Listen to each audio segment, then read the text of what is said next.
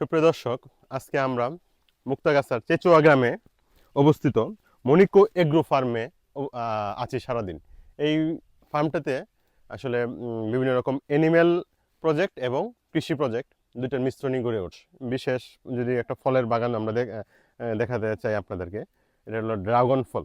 Dragon আমরা জানি এখন বর্তমান সময়ে খুবই উচ্চমূল্যে একটি ফল বিক্রি হয়, এটা হলো ড্রাগন ফল। টানোর পরে একটা সাইকেলের রিং অথবা একটা বেড়ি দিয়ে তৈরি করা হয়, মাচার মতো তৈরি করা হয়। এই মাচার উপরে এগুলো গাছগুলো বেড়ে ওঠে এবং শাখা প্রশাখা গজায়। এখনো পরিপূর্ণ ফল আসে নাই, কিন্তু এই যে ফল ধরতেছে, আমরা যে কাছাকাছি দেখাইতে পারি আপনার, এই যে এখান থেকে কিন্তু একটা ড্রাগন ফল আসবে। 1.5 মাস পরেই আমি জিজ্ঞেস করছিলাম আর কতটুকু সময় লাগবে।